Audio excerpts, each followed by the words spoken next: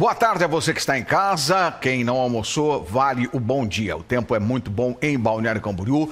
Uma manhã de quinta-feira ensolarada. Hoje, dia 27 de março, está passando muito rápido.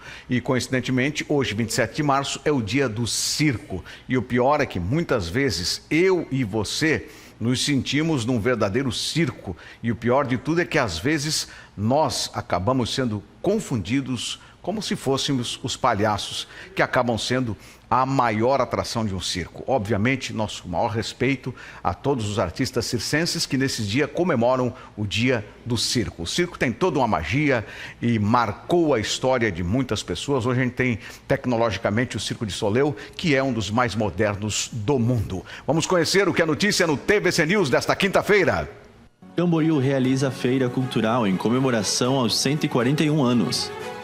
Balneário amplia vagas exclusivas para patinetes e ciclomotores. Itapema tem maior ovo de Páscoa de LED. Ministério Público questiona Balneário sobre construção de prédio na Estrada da Rainha. Você acompanha ainda a previsão do tempo. Fique conosco, está começando o TVC News. Olha, ontem o STF aceitou a indicação da Procuradoria-Geral da União, que indicava alguns réus sobre o caso de 8 de janeiro, entre eles o ex-presidente Jair Bolsonaro.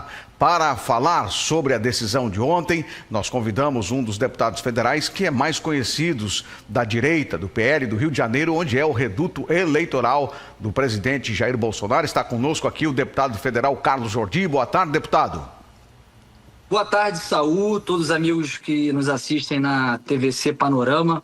Um prazer poder conversar com vocês, ainda mais sabendo que estamos sendo transmitidos para Balneário Camboriú, que é esse município maravilhoso, que eu já morei, inclusive fiz faculdade, me formei aí pela Univale.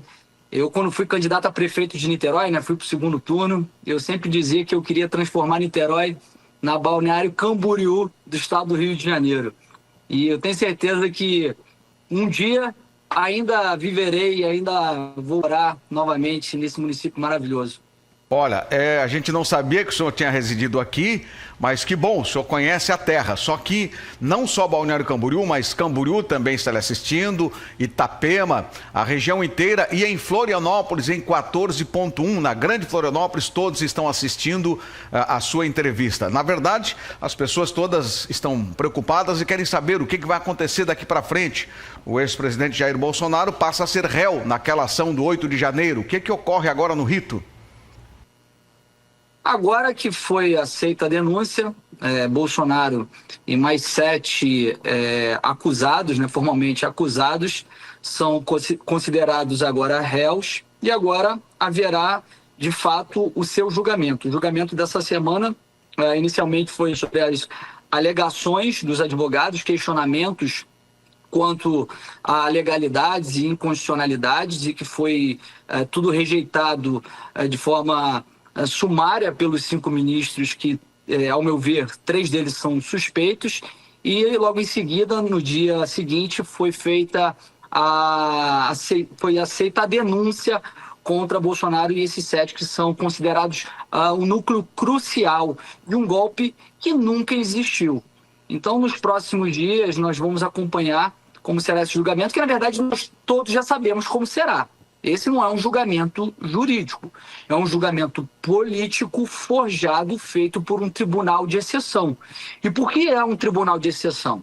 Porque, além da ausência de provas, e isso é uma ilegalidade, uma inconstitucionalidade, porque não há provas, há somente alguns elementos que foram pinçados e colocados de uma forma como uma coxa de retalhos, com 96 vezes sendo falada a palavra possivelmente nessa denúncia iFood, que foi feita sob encomenda pela PGR, mas porque também há outras ilegalidades desde a sua origem. Primeiro, o presidente Bolsonaro e essas 7 autoridades, elas não podem ser julgadas pelo STF, com exceção do deputado Alexandre Ramagem. Por quê? Porque eles não têm foro de prerrogativa de função. Não tem foro de prerrogativa de função e isso significa que o STF não poderia julgá-los. Até há pouco tempo, o entendimento do STF era que autoridades, somente na vigência do seu mandato e por atos que tenham correlação com o seu mandato, eles poderiam ser julgados pelo STF. Passado o seu mandato, após sair do seu mandato, essas autoridades deveriam ser julgadas pela Justiça Comum. E de forma casuística, num oportunismo canalha, eles agora trouxeram a competência para si, porque eles estão, na verdade, fazendo uma vendetta, uma retaliação, uma vingança contra o presidente Bolsonaro. Além disso, nós temos um grave erro também, já que tem sido falado que esse é o julgamento mais importante da história do STF. E não levaram ao plenário, levaram para a primeira turma, onde há 5 ministros. Desses 5 ministros, nós temos 2 indicados pelo PT e temos outros 3 que são suspeitos e impedidos. Em qualquer país normal, em qualquer democracia, eles seriam considerados parciais e tirados, não poderiam julgar o presidente Bolsonaro. Vamos lá. Primeiro de todos, Alexandre de Moraes. Ele é a vítima, ele é relator e ele ainda apresenta provas, fazendo o papel do Ministério Público, como ele fez ontem, mostrando provas, mostrando vídeos e que inclusive não estavam nos autos. Esse não é o papel de um juiz. O judiciário, só age quando provocado e não apresentando provas como ele está fazendo. E, sobretudo, por ele ser uma suposta vítima. Nós temos Cristiano Zanin, que é ex-advogado de Lula, que o defendeu na Lava Jato e é padrinho de casamento do descondenado. E nós temos também Flávio Dino, que é amigo de longa data de Lula, desde a época que ele era magro, que já processou o Bolsonaro, que foi ministro da Justiça do Lula e que, inclusive, já chamou o presidente Bolsonaro de demônio. São muitas ilegalidades e que nós temos plena convicção de que tudo isso foi forjado, tudo isso foi armado para condenar o presidente Bolsonaro e numa disfarçatez tão grande e não há nenhum pudor em estar julgando o presidente dessa forma, violando tudo, o devido processo legal, o princípio do juiz natural. É algo realmente muito abominável que nós estamos vendo na justiça do nosso país. O STF está envergonhando o judiciário brasileiro. Deputado, as pessoas preocupadas querem saber exatamente, e aí me perguntaram isso nas ruas, como é que acontece se o ex-presidente for condenado, ele recorre para quem, se a última instância é o STF? Existe uma máxima, uma frase de Rui Barbosa que diz que a pior ditadura é a do judiciário, porque a ela não há quem se recorrer. E isso é verdade, porque hoje o STF se tornou um poder moderador, não existe vácuo de poder, devido à omissão do Congresso Nacional, robusteceu-se muito os poderes do Supremo Tribunal Federal e eles acham que eles podem mandar no nosso país. E hoje você vê a instância máxima do judiciário julgando pessoas que não têm foro de prerrogativa de função, e eu não falo somente do presidente Bolsonaro e os outros que estão sendo julgados nessa fase inicial, mas também pessoas comuns, como a Débora Rodrigues, que é a terrorista do batom, e diversas outras pessoas que deveriam ser julgadas pela justiça comum, e estão sendo julgadas pelo STF, inclusive também ferindo o princípio do duplo grau de jurisdição, ou seja, uma pessoa, quando ela é julgada, ela tem direito a recorrer a outras instâncias. E isso está previsto na nossa Constituição. Só que quando você retira isso delas e coloca elas sendo julgadas pelo STF, ela não tem mais a quem recorrer. A quem poderíamos recorrer? Talvez os tribunais internacionais, o Tribunal Penal de Haia, a Comissão Interamericana de Direitos Humanos. Esperamos que eles possam fazer algo, porque o próprio presidente Bolsonaro falou que nós temos que ter ajuda internacional para cessar essa ditadura, que é uma ditadura diferente da ditadura convencional.